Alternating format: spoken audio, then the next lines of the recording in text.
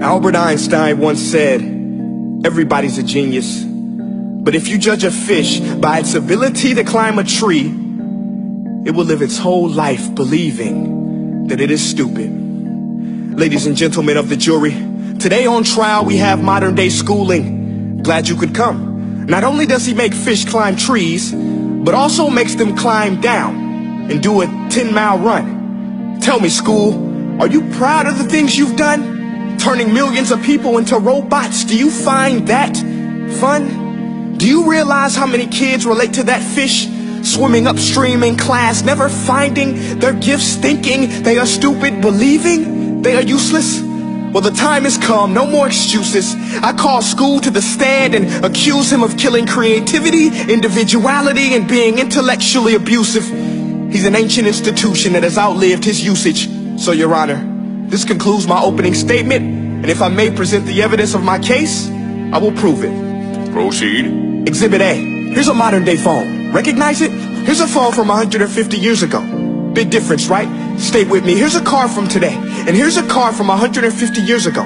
Big difference, right? Well, get this. Here's a classroom of today, and here's a class we used 150 years ago. Now ain't that a shame? In literally more than a century, nothing has changed. Yet you claim to prepare students for the future?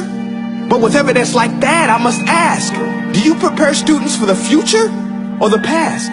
I did a background check on you and let the record show that you were made to train people to work in factories, which explains why you put students in straight rows, nice and neat, tell them sit still, raise your hand if you want to speak, give them a short break to eat, and for 8 hours a day tell them what to think. Oh, and make them compete to get an A. A letter which determines product quality, hence grade A of meat. I get it. Back then, times were different. We all have a past. I myself am no Gandhi. But today, we don't need to make robot zombies. The world has progressed. And now we need people who think creatively, innovatively, critically, independently, with the ability to connect. See, every scientist will tell you that no two brains are the same. And every parent with 2 or more children will confirm that claim. So please explain why you treat students like cookie cutter frames or snapback hats, giving them this one-size-fits-all crap. Watch your language. Sorry, Your Honor, but if a doctor prescribed the exact same medicine to all of his patients, the results will be tragic. So many people will get sick, yet when it comes to school, this is exactly what happens, this educational malpractice, where one teacher stands in front of 20 kids, each one having different strengths, different needs, different gifts, different dreams, and you teach the same thing the same way? That's horrific. Ladies and gentlemen, the defendant should not be acquitted. This may be one of the worst criminal offenses ever to be committed. And let's mention the way you treat your employees. Objection. Overruled. I want to hear this. It's a shame. I mean, teachers have the most important job on the planet, yet they're underpaid? No wonder so many students are short-changed. Let's be honest. Teachers should earn just as much as doctors, because a doctor can do heart surgery and save the life of a kid. But a great teacher can reach the heart of that kid and allow him to truly live. See, teachers are heroes that often get blamed, but they're not the problem. They work in a system without many options or rights. Curriculums are created by policymakers, most of which have never taught a day in their life.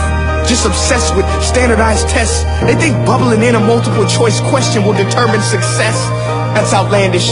In fact, these tests are too cruel to be used and should be abandoned, but don't take my word for it. Take Frederick J. Kelly, the man who invented standardized testing, who said, and I quote, "These tests are too cruel to be used and should be abandoned." Ladies and gentlemen of the jury, if we continue down this road, the results will be lethal. I don't have much faith in school, but I do have faith in people. And if we can customize healthcare, cars, and Facebook pages, then it is our duty to do the same for education, to upgrade and change and do away with school spirit, because that's useless. Unless we're working to bring the spirit out of each and every student, that should be our task. No more Common Core. Instead, let's reach the core of every heart in every class. Sure, math is important, but no more than art or dance. Let's give every gift an equal chance. I know this sounds like a dream, but countries like Finland are doing impressive things. They have shorter school days. Teachers make a decent wage. Homework is non-existent, and they focus on collaboration instead of competition. But here's the kicker, boys and girls. Their educational system outperforms every other country in the world. Other places like Singapore are succeeding rapidly. Schools like Montessori, programs like Khan Academy. There is no single solution, but let's get moving. Because while students may be 20% of our population, they are 100% of our future. So let's attend to their dreams, and there's no telling what we can achieve. This is a world in which I believe, a world where fish are no longer forced to climb trees. I'll rest my case.